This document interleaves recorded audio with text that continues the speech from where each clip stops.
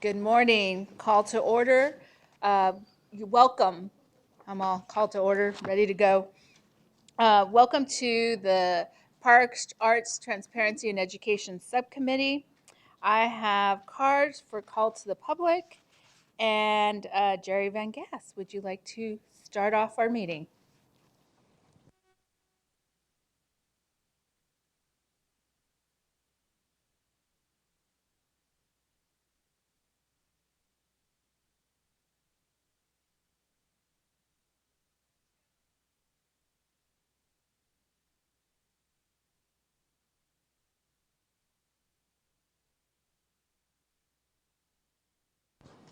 We're having technical difficulties for those that are watching. You broke our mic.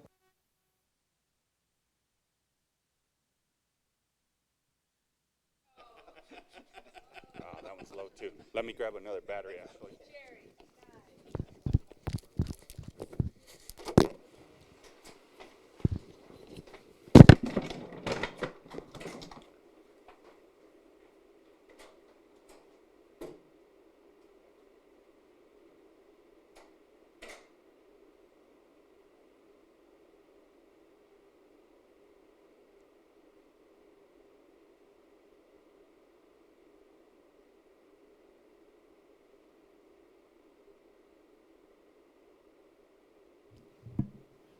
There we go.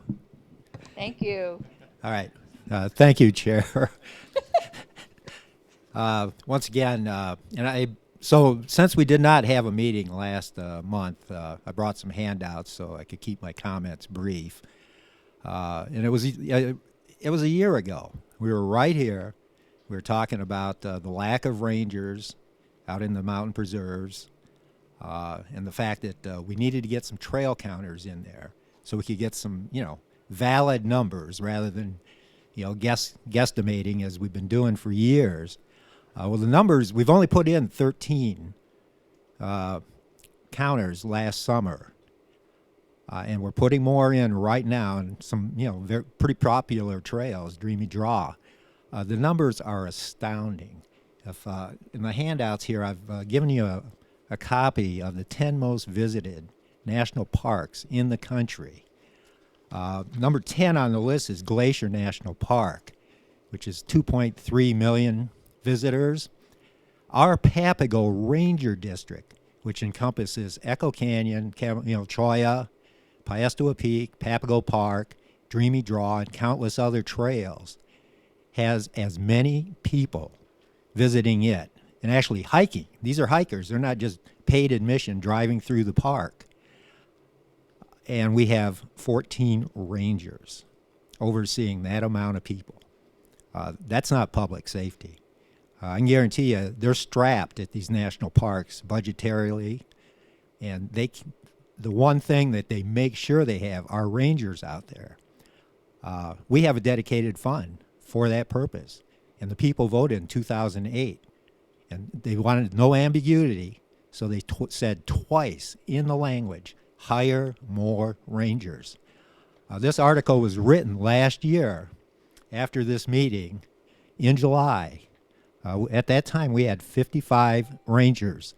We have 49 today. Something's wrong. We need to get it fixed, or we're going to lose the remaining rangers. Thank you. Jerry, you mentioned 55, and right now we currently have. 49. That's in the packet I gave you. Okay, thank you. I will speak with Inger on that. Tim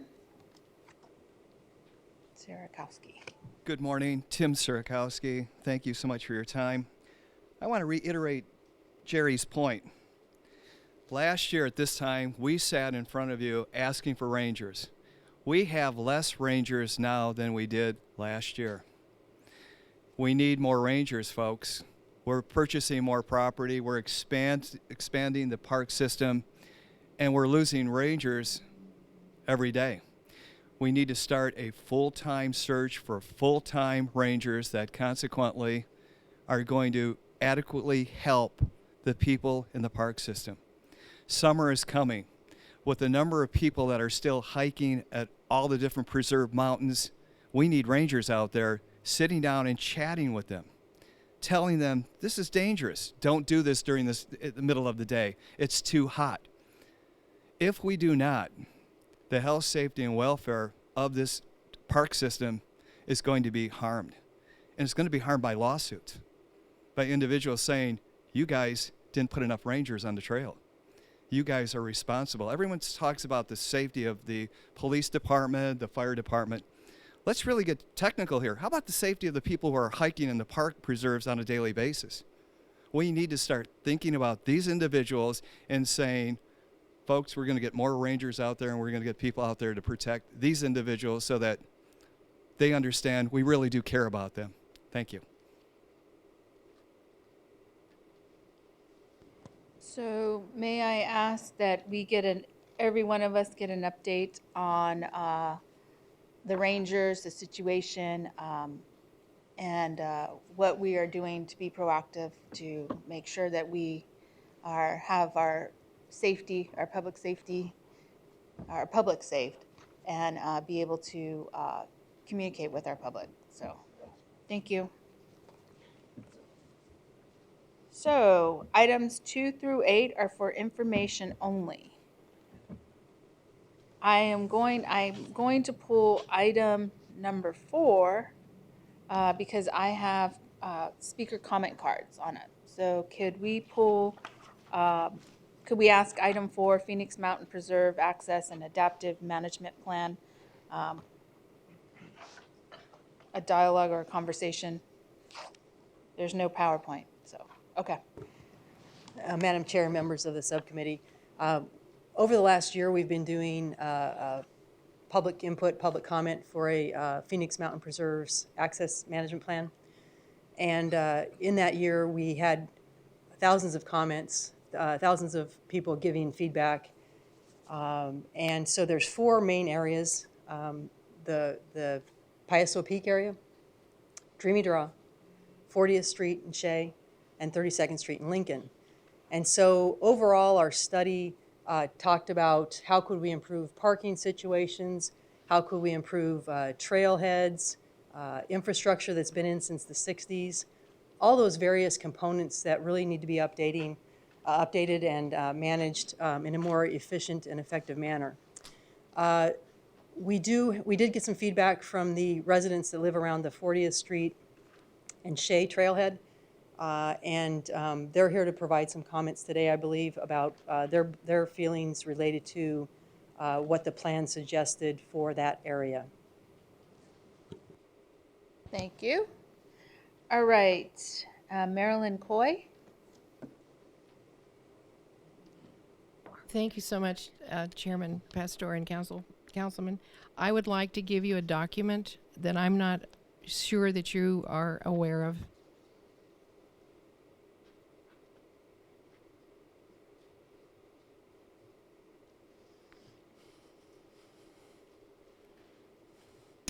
My remarks are going to be aligned with the document that you are receiving. It is called the Saguaro Neighborhood Conservation Plan, and it was approved and adopted by the Phoenix City Council in 1986. It addresses keeping and preserving the unique character and rural equestrian pedestrian neighborhood in which we live. We who are residents are alarmed at the proposed expansion of the 40th Street Preserve parking, which will bring with it increased traffic along our residential streets that were narrowly designed and approved, streets that have 12 feet between the center line, on either side of the center line of paving. They're unpaved right-of-ways for walking, jogging, 6 foot for biking, and 10 feet for horseback riding. They cannot be widened to accommodate heavy traffic going to and from the preserve, and safety issues come into play for everyone. Speed humps were installed 2 years ago to slow traffic coming and going to the preserve. Even so, we still have speeders who continue to speed between the humps and Shea Boulevard. With increased traffic comes higher crime potential. 5 years ago, block watch programs, through necessity, were put into place because of increasing burglary concerns and a ring of identity theft crimes in the area. We are having to pay for patrols to cut down on undesirable and disconcerting activity in our rural area. These problems will probably increase. We continue to hear that 40th Street Preserve funding for expansion will be the last addressed, but we want nothing to happen in our area. We want the discussion to be laid to rest and not addressed again in the future. We ask that no more expansion take place now or ever. Use what funding is earmarked for 40th Street Preserve to expand and improve the Dreamy Draw area. It can be accessed off the 51, which does not impact any residential neighborhoods, a win-win. Residents of the Saguaro Neighborhood Conservation Plan, plus other citizens in the Jameson subdivision and users of the preserve would like their voices heard and the agreement of 1986 plan be honored. I also have with me 236 copies of signatures on a petition. Thank you.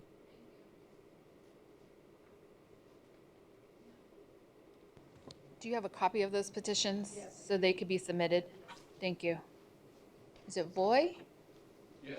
Oh, Coy. That's worse than sue for a man. Chairman Pastor, members of the council, what I want to bring to your attention is that we have met with some city council people, we met with the Parks and Recreation people, and we met with some of the preserve people, and they did not know this document even existed. Now, it was adopted in '86, but it was proposed and talked about because we purchased our home in 75 on 40th Street in '78. And the original proposal was dated in '82. So there was a 4-year period we worked at putting this together so we could keep the kind of area that we purchased in. So my only request is that you look at the length of time and the amount of effort that was put into this and adhere to what was asked for and approved by the city council in '86. That's the only thing. The other thing, I have a question.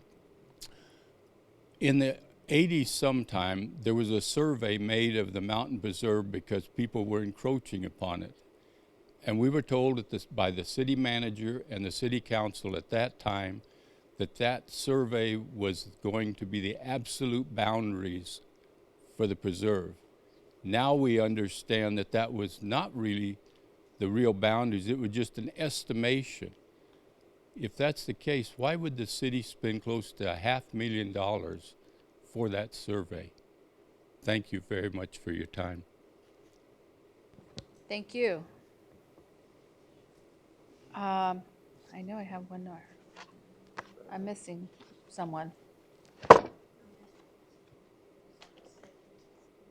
I know that you have a card, though. Here it is in all my packets. Mary, would you like to speak?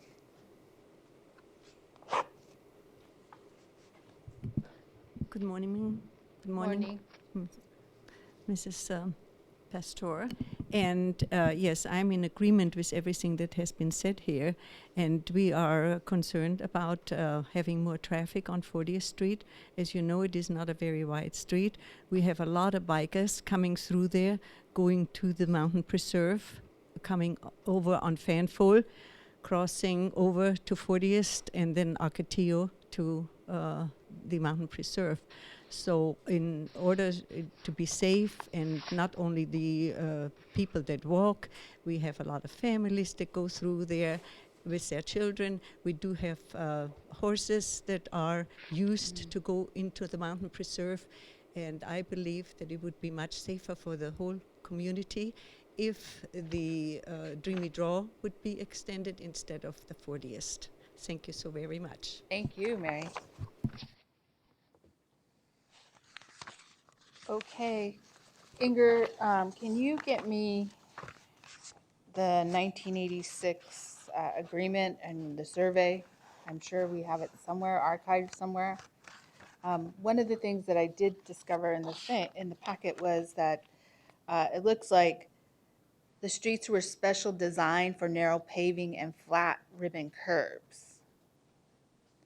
So Madam Chair and members of the subcommittee, we also are working with the Streets Department to address the speed issues, also to address the signage issues. I think there was some equestrian signs in the past, and so we're trying to get some of those things addressed immediately as well.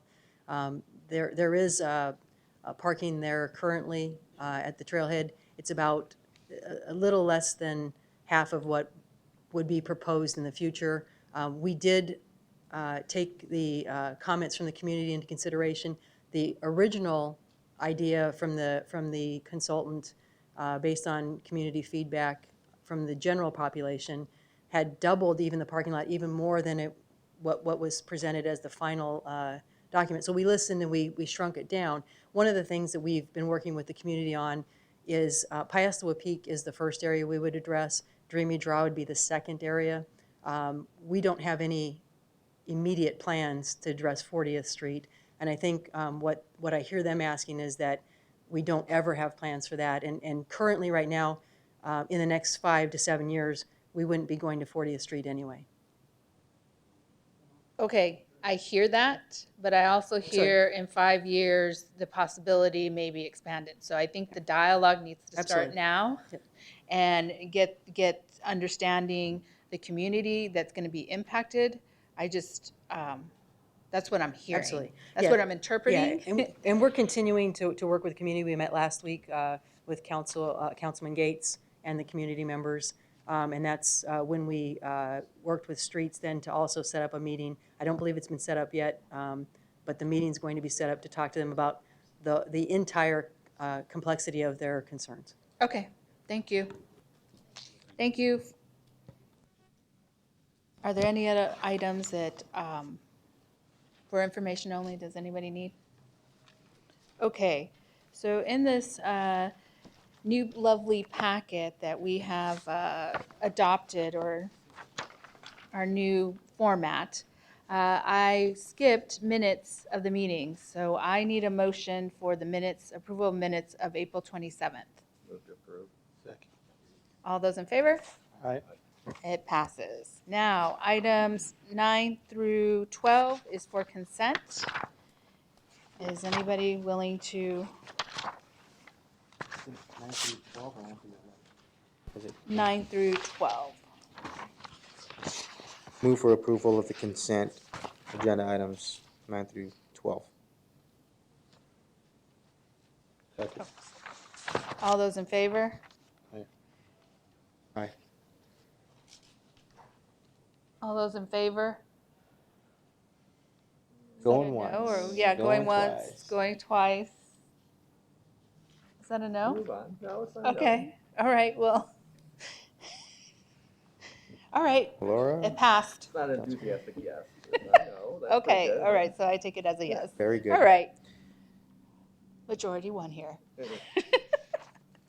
Along with Councilman Waring. Items 13 through 14 are for discussion and possible action. So item 13 is community arts grant allocation recommendations. Good morning. Welcome. Madam Chair, members of the subcommittee, we're here to talk about the Community Arts Support Program and submit recommendations for the 2016 and 2017 fiscal year.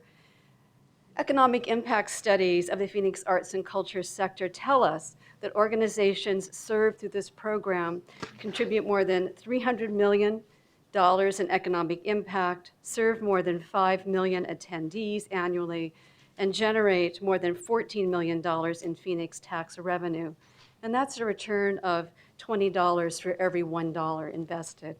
This past year alone, organizations supported by this program provided over 7,000 performances, over 2,500 classes and workshops, and nearly 3,000 school programs. The recommendations that we bring to you today are the result of community-based review panels that rank the applications in each category using criteria specific to each. This year, 24 individuals, including artists, educators, nonprofit administrators, and others, participated in the panel process with the purpose to identify the best investment of funds for cultural services for the city of Phoenix. Each panel is chaired by an arts and culture commissioner, And diversity is always a priority in our selection of panelists. This year, our panel composition was 50% non-white. I'm going to ask Dwight Wolf, he's the director of our Grant Services Program, to describe our process and recommendations. Good morning. The Office of Arts and Culture offers 6 categories of support for the arts and cultural community. We have 3 levels of general operating support, a rental subsidy program that we do in partnership with our colleagues at the Phoenix Convention Center, and we have 2 project-specific categories that are focused on diverse communities and education partnerships. The application deadline for all of our categories was March 30th, and prior to that deadline, we invited the community to grant orientation workshops, which were held at the Buford, South Mountain, and Maryvale community centers, and one at a downtown location. Also, prior to the deadline, our staff, we make ourselves available to read drafts and provide feedback on the applications prior to their final submittal. The applicants are invited to hear the review of their application by the panel at the meeting, which gives them rare insight into the panel process and helps them to improve their presentation for other grant opportunities that they may have. For those unable to attend, we provide a full report of the panel's comments and rankings, and we make ourselves available to discuss the review with the applicants after the process. A snapshot of our program budget history. The allocations we're showing are based on our base budget of $680,346. We're aware of a potential increase of $60,000 for the grants program that is in the city manager's proposed trial budget, and we'll show you how those additional funds would be allocated a bit later. This graph reflects only the general fund dollars allocated to the program and does not include the $125,000 that the Phoenix Convention Center contributes to the rental support program. So general operating support category 1 funds our largest cultural organizations, those with budgets over $2.5 million. The city is an important source of unrestricted operating grants, which are very difficult to get from other contributed sources, but very important to organizational sustainability. The city's investment in and endorsement of the services provided helps the organizations leverage critical funding from other sources. In this category, the recommendation totals $348,209 to 11 organizations, including the Phoenix Art Museum, Phoenix Theater, Phoenix Symphony, Desert Botanical Garden, the Musical Instrument Museum, Heard Museum, and others. Our general operating support 2 category supports the mid-size organizations with budgets of $250,000 and larger. In this category, the recommendation totals $137,347 in funding to 14 organizations, including the Phoenix Boys Choir, Phoenix Center for the Arts, Phoenix Chorale, which just won their 3rd Grammy Award, incidentally, Phoenix Conservatory of Music, Black Theater Troupe, and Chico, and many others. In general operating support category 1 and 2, the award recommendations are determined using formulas that are derived from the organization's operating budget and the ranking they receive from the panel review of the criteria, which you can see on the screen. In general operating support category 3, this is our capacity building level. It serves the smaller cultural organizations with budgets of at least $25,000. These organizations receive a flat $5,000 award. In this category, the recommendation totals $35,000 in funding to 7 organizations, including Roosevelt Row, Young Arts Arizona, the Grand Canyon Men's Chorale, Cultural Coalition, Scorpius Dance, Orpheus Men's Chorale, and others. The unique criterion to this category is the capacity building initiatives. Organizations are asked to identify strategies and plans in the past and the next year designed to improve their governance, administrative, and/or artistic capacity. The rental support category is a partnership, as I said, with the Phoenix Convention Center, which manages Symphony Hall and the Orpheum Theater, and they provide operational support to the Herberger Theater as well. This category provides special assistance to the resident performing organizations at these venues, and they include the Phoenix Symphony, Arizona Theater Company, Ballet Arizona, Arizona Opera, Valley Youth Theater, Center Dance, and iTheater Collaborative. This category isn't reviewed by a panel. The organizations eligible for support need to meet a minimum number of performance requirements, and they need to provide monthly cash flow projections to show that there's a demonstrated need for the support. In this category, the award amounts are calculated based on the number of performances and the number of seats in the venue in which the performances take place. Our project categories, the Arts and Cultural Learning Partnership Grant focuses on partnerships and collaborations by arts organizations that promote lifelong learning in the arts in partnership with schools, school districts, community-based social service organizations, businesses, and others. The projects can serve youth, adults, seniors, or intergenerational groups.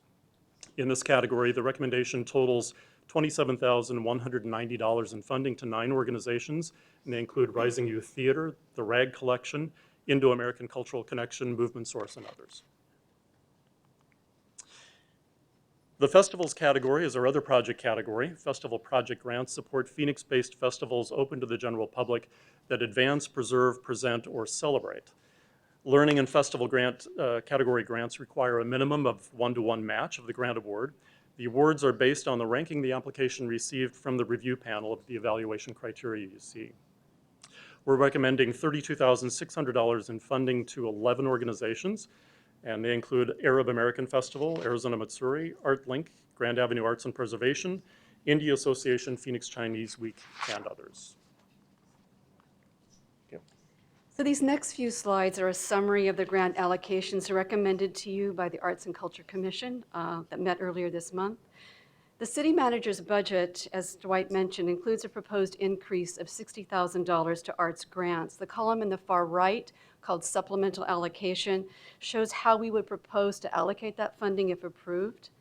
$50,000 would be used here, look in the second half of this column, of this page, would be used in the General Operating Support 2 category. 4 new organizations were added to this category this year, further dividing the funds available. So the additional funds would help to absorb the new grantees, and then which would bring the award amounts closer to the maximum we were able to award last year. The new organizations in this category are the Arizona Historical Society, Chico, Phoenix Chamber Music Society, and the Phoenix Film Foundation.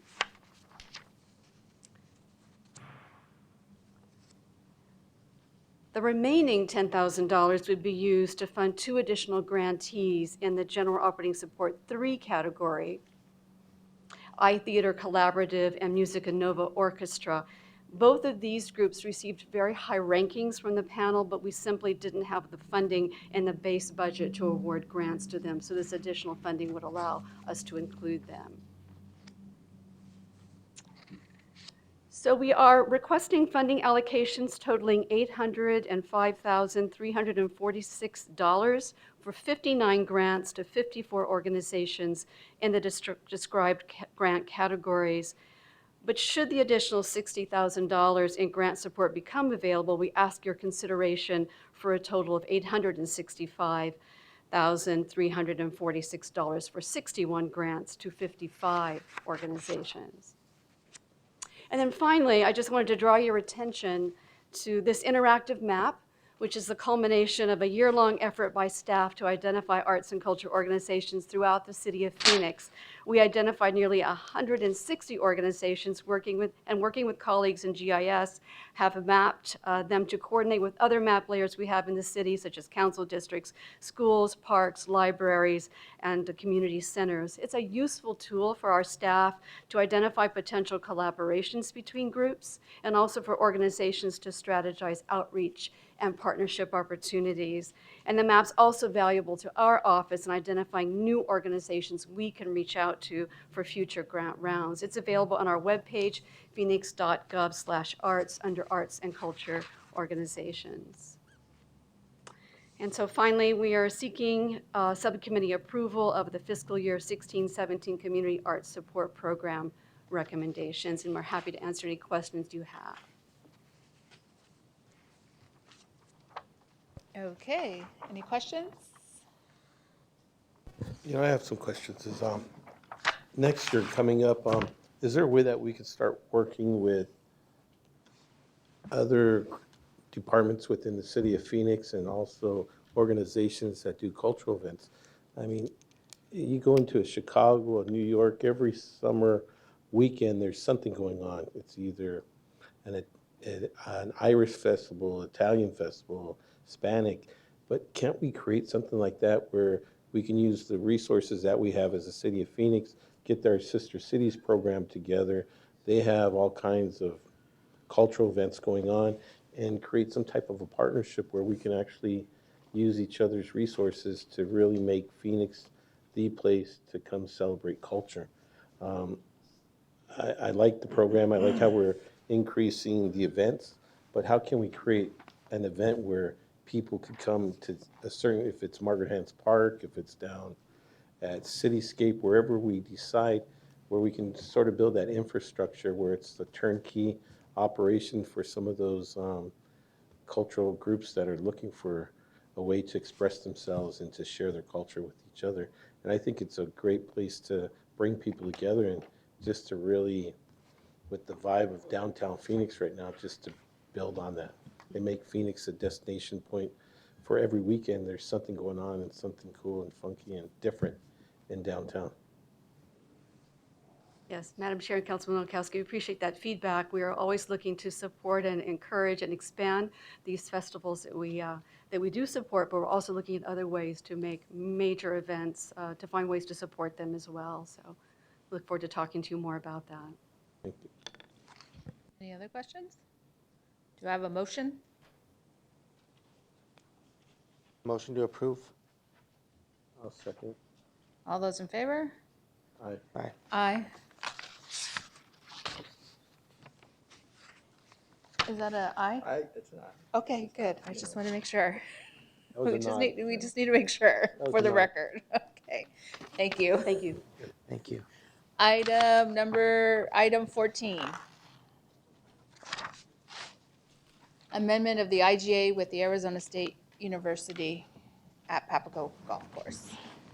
I have a card. Greta, would you like to hear the presentations or would you like to?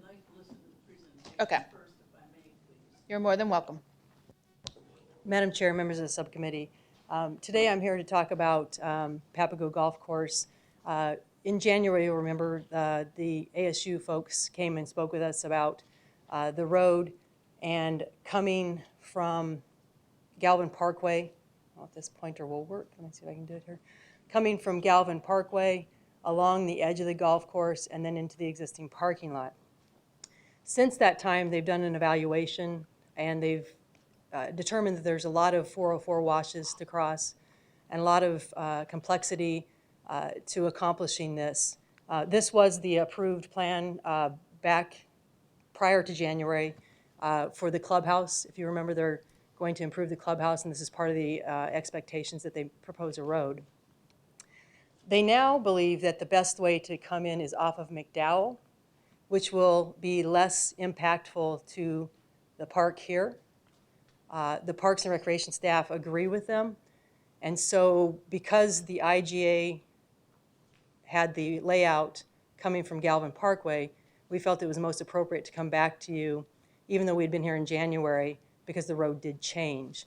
And so this is what we're asking for today. It will have to go for the whole council as well to amend the IGA.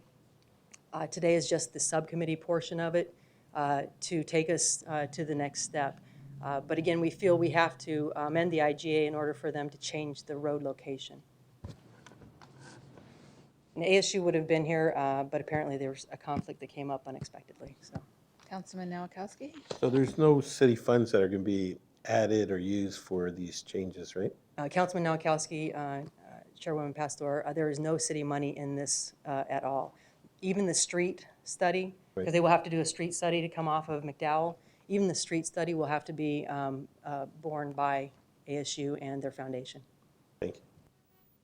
Do we know the impact, possible impact versus the, Well, there's less acreage impacted, and the trails that they would have had to cross will not be impacted coming from Galvin Parkway, because now if they come from McDowell, the current access point is from 52nd Street, and they will always have that access point as well. It's just not a very attractive access point, and with ASU's team playing there, and with the restaurant and the clubhouse going in, they really feel that the best access now is to come off of McDowell.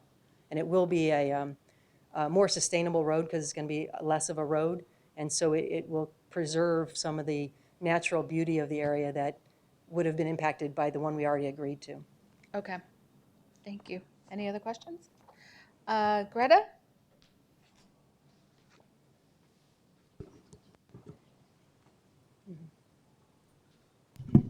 Thank you, Madam Chair and members of the subcommittee. One of my questions has been answered, and that is cost of making this change. Under what tenet of the agreement is ASU totally responsible?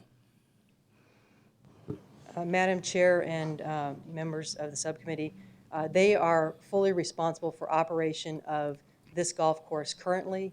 They will continue to be responsible for the entire operation for the duration of the term.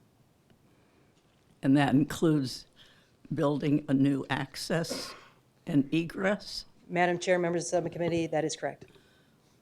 That's in the agreement? Madam Chair, members of the subcommittee, it is in Specified. the agreement specifically, yes. Okay. The other comment I would like to make with regard to this is that someday you guys are going to have to face the music. And that is, this city can no longer afford 6 golf courses, which are money-losing operations or break even at the best. And I would suggest that you start thinking and talking about having ASU own and operate this golf course with terms and conditions in the agreement that when they are not using it for their specific purposes, teaching, practicing, or tournaments, that it is continuously going to be open to the public on an annual basis. Those hours will have to be specified. And the other one that you should seriously consider selling is PV. And the ladies that came here and stomped their feet and blew smoke in the air can drive 5 minutes to Encanto, where they can play a 9 or an 18 at their leisure and pleasure. We can no longer afford this folly. So I urge you en banc to start discussing this seriously. 15th Ave will sell in a New York minute. And for very good planning and very good development, it'll be an asset for the community of the whole. Thank you. Thank you, Greta. Thank you, guys. Any other questions? You need action? Madam Chair, I do believe I Okay. need action so it can go to the full council. I need a motion. Motion to approve staff's recommendation. Second, all those in favor? Aye. Aye. Motion approved. I Thank you. heard that aye. Item number 15. Hance Park Master Plan update.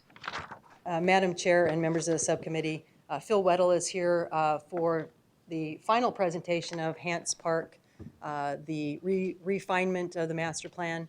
I think at this point we've got some good energy going around this project, and Phil is going to give you a presentation and a fly-through of the current final product. Madam Chair and members of the subcommittee, it's a pleasure to be here this morning to give you an update on the final presentation for the Hance Park Master Plan.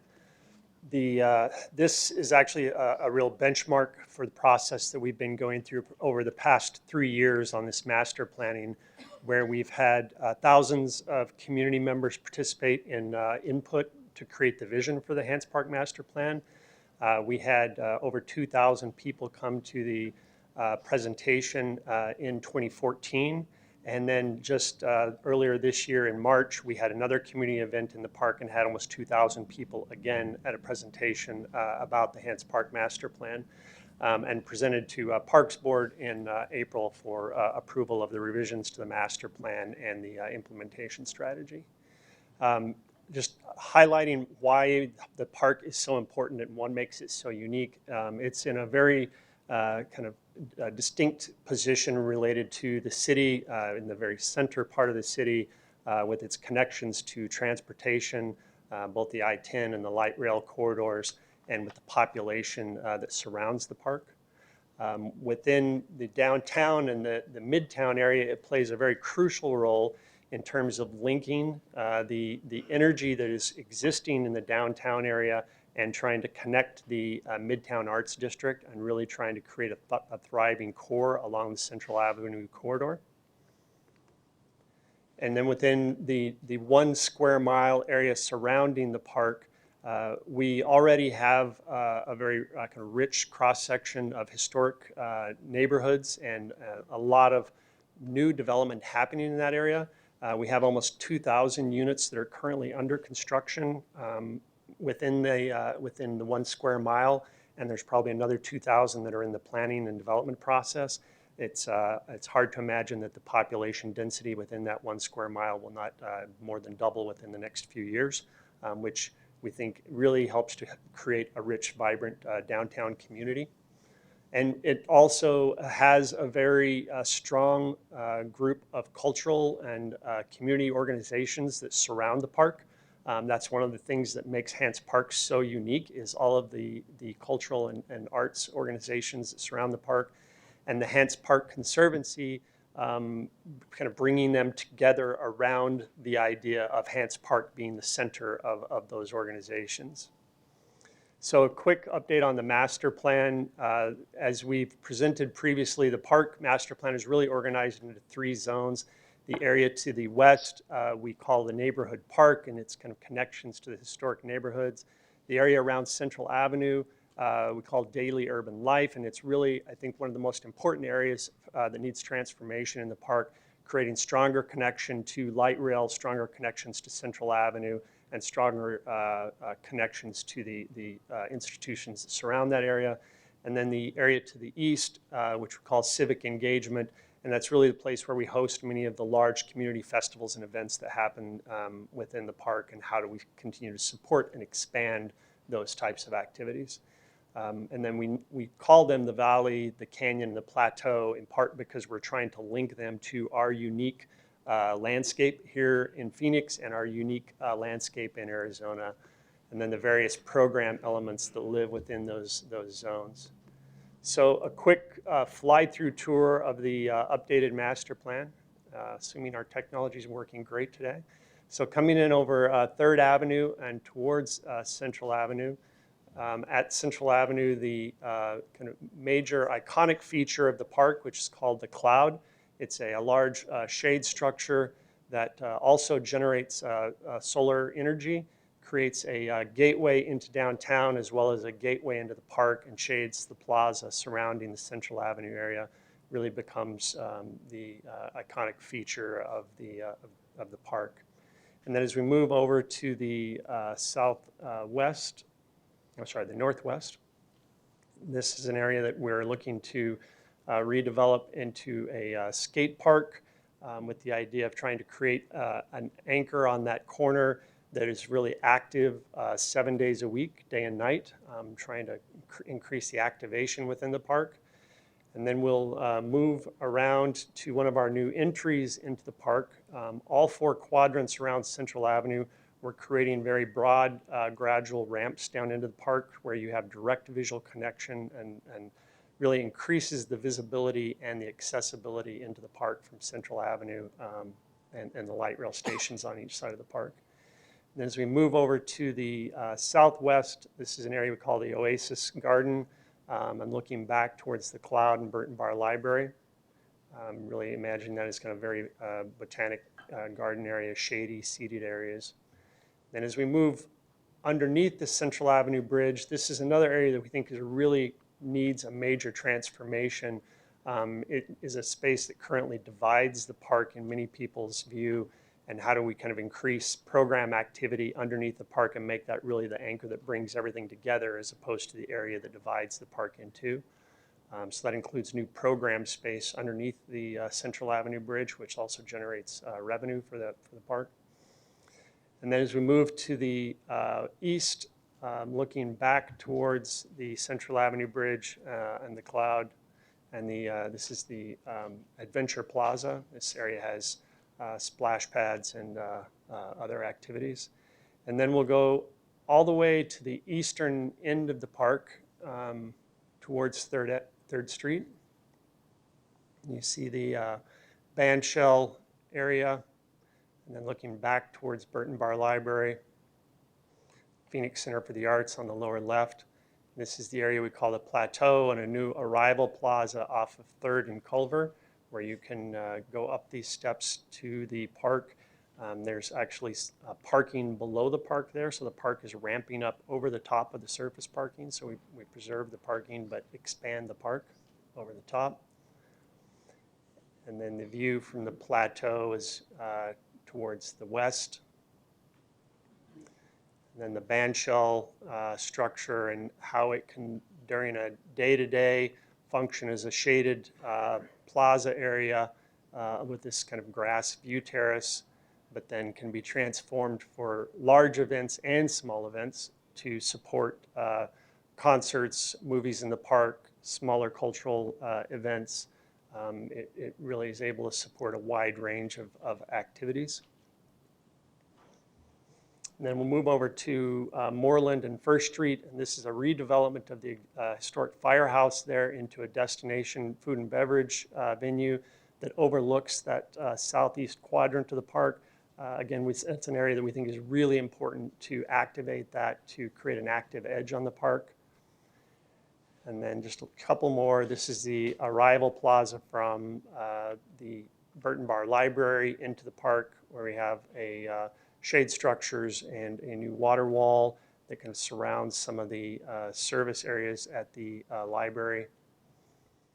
And then the last view as we go back towards Central Avenue, and the idea that the cloud also has integrated LED lighting in it that allows it to become a light feature in the evening that creates kind of a very active space in that Central Avenue Plaza in the evening hours. And then lastly, talking about the strategy for how we make this happen, we have broken this into 3 phases. The phase 1 we're treating as 2 components. We are looking to create an early win out of redeveloping the 2 quadrants adjacent to Central Avenue, which would include the skate park and the firehouse. And the goal is to begin implementation of that in this 17-18 fiscal year, and that's $2.9 million for those improvements. And then building out, as in the final part of phase 1, the balance of the Central Avenue area, and we're targeting that in 2018, 2019 at $34 million. And the goal that we've established for this first phase implementation, that there's a 50-50 public-private partnership to develop that.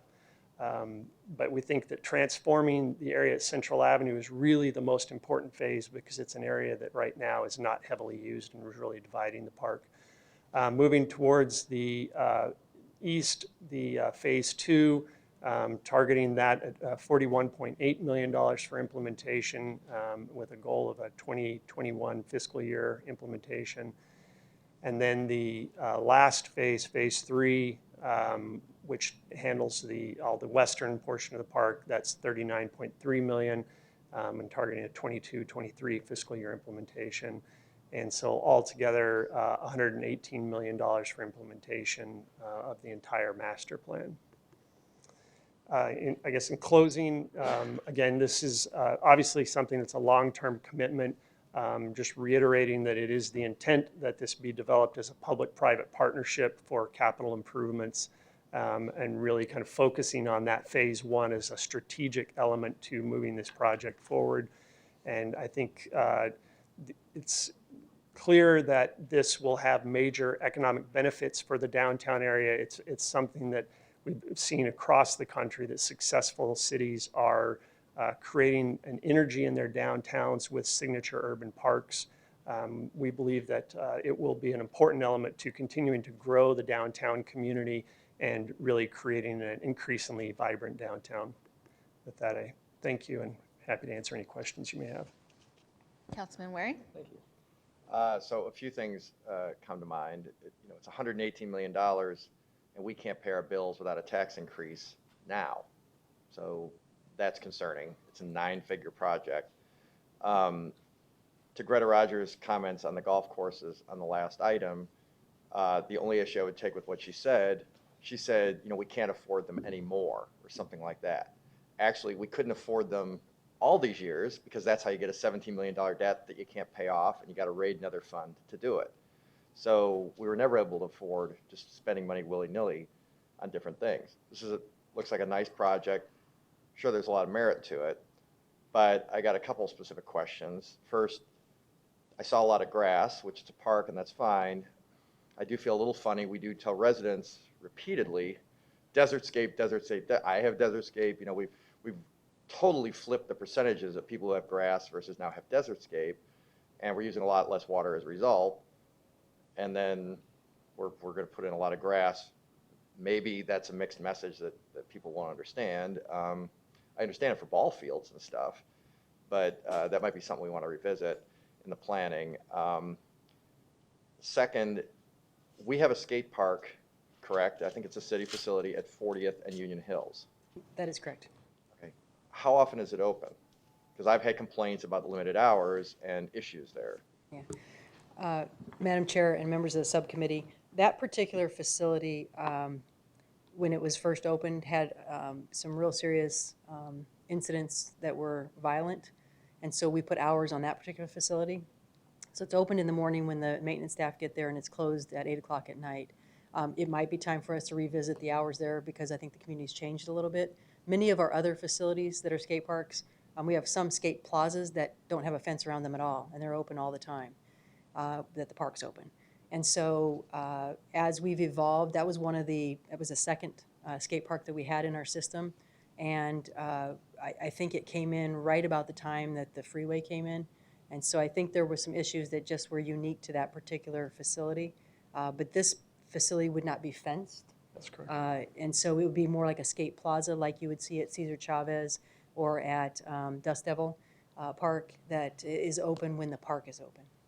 I guess my issue is, I talked about our budget issues before, and we still have things that are bleeding off even greater shares of money. You know, we've got a facility in my district that I've had complaints before about the hours and so forth. I think they were less a few years ago when the economy took its downturn to the point of it being almost closed for full days and so forth. Is that correct? Yeah, Madam Chair and Councilman Waring, there were some issues, and then we addressed the issues and we got it back to a reasonable time frame. But it's still not open. It's still not open. It's to the not open public like all the time. Correct. I guess I see that, and I'm like, well, we're going to build another one. We're not even keeping the ones open, specifically the one in my area. I always feel like we get shortchanged in District 2 because we do. We don't have the tennis center. We don't have all this stuff. We have to scramble just to get basic local parks. You and I have had quite a few meetings about that. But now we're going to build a similar facility all the way downtown that residents in my area, a lot of these, I mean, I assume the skate parks skew young. It's probably the opposite of the golf courses. They probably don't even have cars to drive downtown to use that skate park, so they're just going to be out of luck. So we're going to pile on even more spending and then probably keep the same hours or perhaps even less during a downturn on the current facility that already exists. We don't have to build it. It's already there. That just, you know, that's the kind of planning that I would not like to see. So it's just, you know, if you can make it all work financially, again, our current operations, we're not making that work within our budget constraints. So I'm not sure throwing more on is a workable plan. Thank you. Go ahead. You know, I was very involved with this master plan, and one of the things we talked about is how downtown is just an oven when you come downtown, and that we needed to look for some type of a oasis of green gathering place. Seeing that Block 23 now is going to be soon, hopefully get a Fry's grocery store there. We won't have that big venue location for outdoor concerts, events, and Margaret Hans Park would become that area. One of the places that they were looking at, the green grass area, is actually the outside amphitheater, where you can have plays and operas and big cultural events, and like with the Super Bowl and all that. So that was one of the things that they were looking at, is how do you create green space in downtown Phoenix, and at the same time, how do you cool the environment around the downtown area? The biggest concern I have is that seeing such large projects going into downtown, and most of our surface parking is going away. If we're going to be attracting 20,000 individuals to a concert, or even 10,000, I mean, having it downtown here on Block 23, right across the street from the arena and the baseball stadium, is easy because the parking's there, the structures are there. One of the concerns I have is where are the people going to park once all these condos, apartments, and retail are built out? And are we looking at any type of parking? The other big concern I have is people say, well, they'll use the light rail. Our parking rights are really just jam-packed. I mean, people try to park on the Camelback parking right, and it's full all the time, especially when it comes to events in downtown Phoenix. So we really don't have that parking right set up yet where people can actually ride the light rail into downtown. So one of the big concerns I'm hearing from the neighborhood is once they have these big events, are they going to be parking in our neighborhood? Or are you going to create some type of parking structure? Madam Chair and Councilman Nowakowski, parking was one of the concerns of the master plan, and I know that we're continuing to talk about how do we address that. There's a part that's contiguous to the library that has the potential for maybe a parking structure. There's some other areas around that possibly have that same opportunity, and so we're going to continue to work to see what we can do to work with private partners to get to that end as well. We're in a conversation right now with the city manager talking about the whole parking meters in downtown, if we can use that funding for a parking solution, especially when you talk about downtown Roosevelt, and now with this Margaret Hans master plan. We really need to come up with some kind of solution. I think that using some of that funding, creating our own parking solution with the funding of the meters, that people are actually providing some kind of solution. The other thing too is the old firehouse. I know that we want to convert it into a restaurant. We had an RFP. We had a couple complaints of individuals saying that they didn't feel it was they were treated rightly. There was a Hispanic restaurant there, and I think there was an African American restaurant. And the concerns were that, Councilman, this used to be very Hispanic. This used to be very African American. Laura and myself went to St. Mary's that was down the street. And this whole area was very, very minority, and now it's changing a lot. So how do we make sure that we don't lose that historic aspect of our community? Actually, when we build, we can actually tell our story and let people know that how this was a vibrant downtown, and who brought and who lived and who made downtown what it is today. Madam Chair and Councilman Nowakowski, indeed, we put the RFP out, and the bids that we got back did not meet the criteria that we were looking for. And so there is an opportunity to address some of the things that you mentioned in the new RFP coming out. So we will be cognizant of all of the historical elements of the community and make sure that we address those as well. Councilman I Waring? appreciate it. Not to be difficult, but I guess after saying that, I'm going to be anyway. There are a lot of places to have events already. City owns the basketball stadium. County owns the baseball stadium. We have an opera, hockey stadium on the west side, basketball stadium in Tempe, Gamage in Tempe. You go on and on. We've got Civic Plaza. There are just a lot of different venues. The community colleges, and that gave me some heartburn at the time. I don't know if they completed that project, but each one of them, I think, planned to build an auditorium and so forth. There's a very nice one at Paradise Valley Community College. We build a lot of infrastructure for stuff. And the one thing, all those things I just mentioned and more, there's a concert hall right down the street from here, like 2 blocks. I've been to it several times. It's beautiful for smaller events, or if you're old like me and you go see older acts, they play there, and it's not a baseball stadium or a football stadium. But all those things have one thing in common. They're real expensive to build. And so, the idea that we need to build something else so it can be a little different, I don't know, for $118 million when we can't make our current budget, I don't know, that's only a part of it, but I don't know. I mean, could we try to maximize? Could there be some kind of coordination? It's bad enough that we had to build, we didn't have to, but they did. A basketball stadium was built that didn't suit hockey, so they had to build a hockey stadium, and now apparently that's going to sit empty. We got 2 big football stadiums. We just got a lot of stuff, and all of it cost a lot of money. And we wonder, at the risk of sounding like Councilman DeCiccio, why we don't have enough money for education. Well, we build a lot of other stuff, with money that might have gone to something else. Everybody always tells me like it's all separate money, and no, taxpayers look at one big tax bill, and at some point, at some point, somebody's got to say, can we coordinate here? If you got a concert, call Inger and she'll find you a place. And if we own the basketball stadium or something, we can get you a deal, that's what we'll do. If it's a smaller thing, I know everybody can rent something like that out, but I guess I wanted to push back a little bit at the idea that there's just no place to have an event, because there's lots of places. I mean, I could probably sit here and list a dozen. And at the community colleges, I think that was their plan a few years ago, and it irked me to no end. Nobody wanted to share facilities. Each one was going to build its own facility. I'm sure they were millions of dollars each. That just didn't seem like a good use of taxpayer money at some point. Maybe a couple I could see, but it's just gotten out of hand.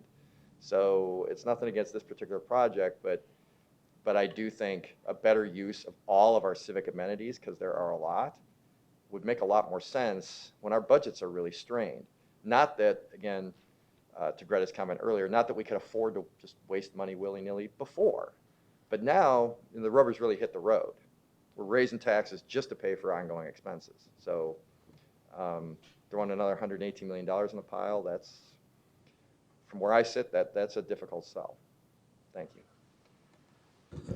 Councilman Nowakowski. No, I agree with Councilmember Kim Waring, but the other concern I have is that we still need to have a place where we can have family and cultural events.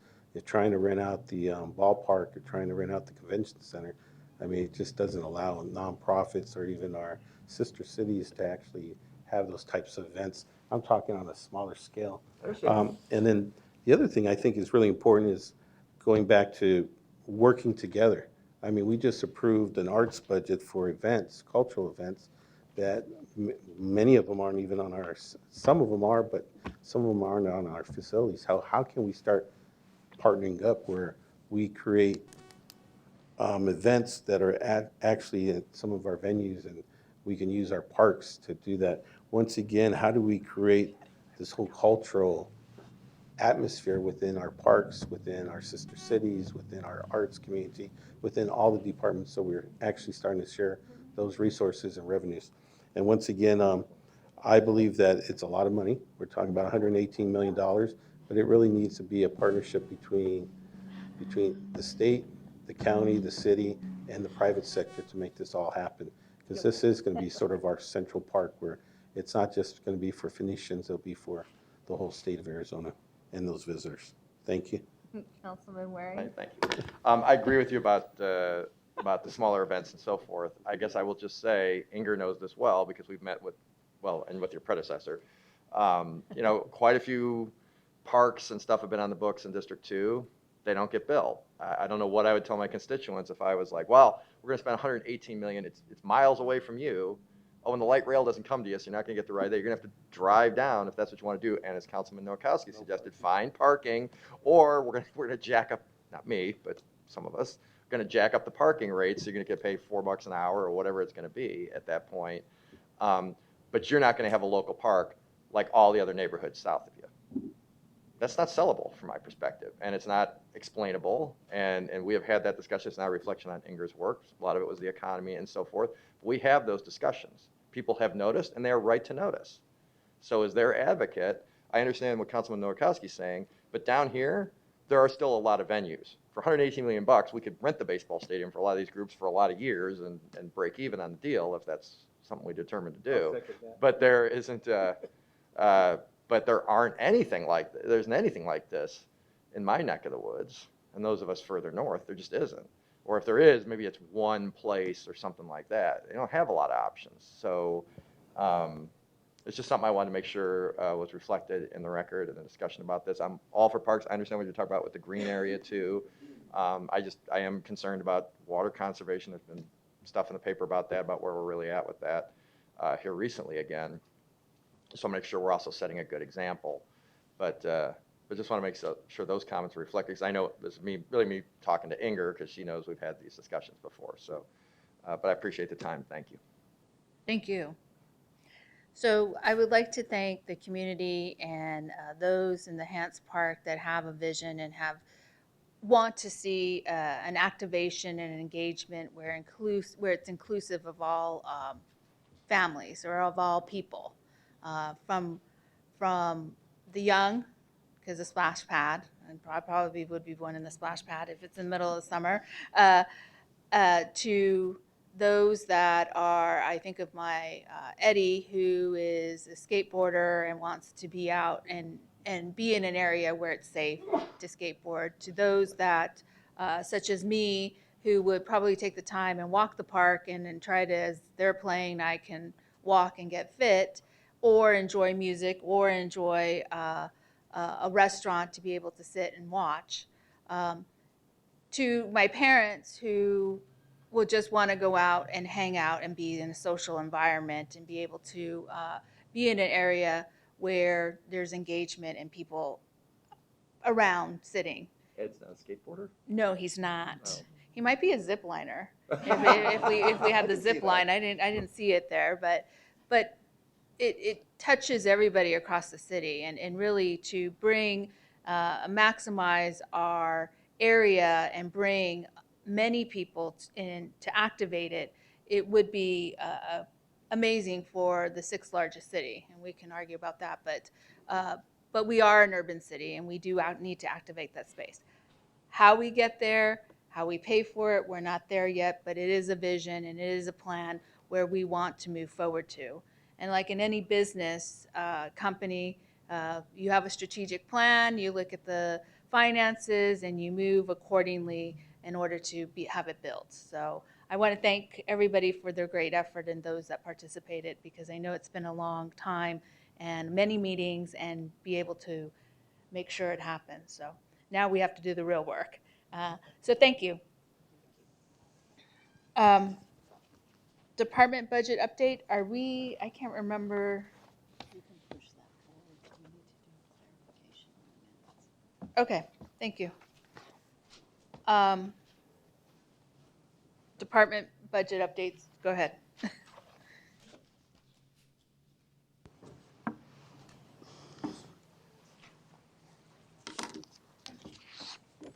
Yeah, okay, we're all here, good. Okay. Madam Chair, members of the subcommittee, we have our department's budget updates for April. I am missing a page. Are we missing a page? It's not. So these are the monthly, this is for the Office of Arts and Culture. These are the monthly expenditures comparing last year to this year. There's only one anomaly in here. If you look at the month of March, it's significantly different than the months before and month after. That's because we had an insurance payment for storm damage to the Children's Museum, so that was credited to our account, and the work order credits associated with that will catch up with us later in the year. So that would make sense then. It would bring, with that $95,000, which was the insurance credit, that would bring everything back in alignment with what you would expect for our monthly expenditures, month to month. Not much change in our top 10 expenditures. Grants and subsidies still is the top item, followed by salaries, and then we get into the expenditures related to the 7 cultural facilities that we now manage.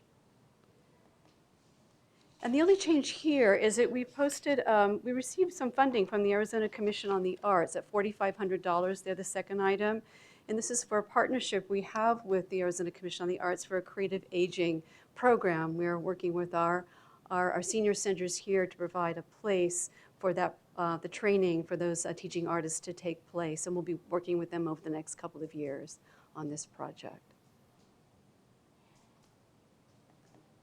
I'll go back. Any questions to arts and culture? Thank you. Mo? Madam Chair, members of the subcommittee, for the Human Services Department, our budget is just under $62 million. The expenditures vary greatly from month to month, depending on when expenditures hit. Overall, we're at about 11%. In April, it really, you can see it start to even out. That 11% difference is mostly because of having a budget. Our Early Head Start Childcare Partnership Grant was not inside of the adopted budget when we started, so you're going to see expenditures vary because of that. As far as the top 10 expenditures, not much difference there. They're pretty much, we have our special contractual heavily in the Head Start area, which is why it's number 1, and then our salaries number 2. We have temporary employment services. There's a difference. We're using temporary employment services in the Head Start area a lot more than we normally do. In the facilities management, we've also had projects. We're trying to bring many of our facilities up to some standards that we've been lacking in. And some of those, also that's part of just the timing of when the expenditures hit in the budget process. As far as our revenues collected, not much difference here. We do have the grants, you'll see a increase from this year to last year, and that's because, again, of the Early Head Start Child Care Grant. The donations are about $20,000 difference. That was a one-time movement of charity funds that I've described before, and then our rental, it's just the timing of when the collection of the revenues hit in the budget process. Any questions? So on the rental, will be at budget at the end of the year, right? Correct. Yes, Councilman Nowakowski, that's correct. Okay, thank you. Morning, Madam Chair, members of the committee. Library budget here, as you see, relatively on track. There's a percentage difference of less than 1% on the overall expenditures. And for our top 10 expenditures, minor variations due to timing of payments, particularly in this case for digital library materials, and also a variance on facilities maintenance charges. And then the same trends that we have seen in other months for revenues collected. Questions? Inger? All right, Madam Chair, members of the subcommittee, let me go back one. We're actually doing quite well compared to last year. We're a little under where we were last year, even though our budget's slightly larger. Much of that is, you'll see in this next. We've hired lots of staff, and as frequently as we hire, many more retire or go find other opportunities. And so that's another area where we're still a little under where we were last year at this time. You can see that most of the numbers, again, are lower. So we're doing really well in our expenditure opportunities. General fund revenues are higher. All of our columns are a little bit higher. Golf, you'll see, is slightly lower, and that's partly because the Maryvale numbers from the previous year are still in there, so that will balance out as well. As you know, summertime for us, the pool is open, a variety of summer recreation programs open, and so you'll see that 74% where we're at. We'll get closer to a normal number as we have our summertime activities hit. And with that, if there's any questions.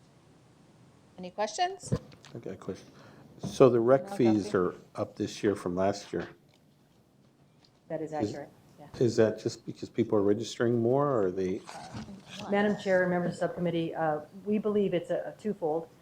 What we're offering, there's some classes we used to offer in the past that we don't offer anymore, and so we're able to offer classes that people want to take, and so we're maximizing our opportunities for people to use our facilities. Oh, great job. And then going back to the library, there's a big drop from last year to this year when it came to library fees and fines. Right. What's Yes, going and on there? Yeah. we have talked about that. It's the difference in digital materials that do not accrue fines, and or fees because they don't get damaged or lost. Okay. So that is partly responsible for the large drop there. Alrighty. Thank you. Thank you, Councilman Nowakowski. And we have Greta.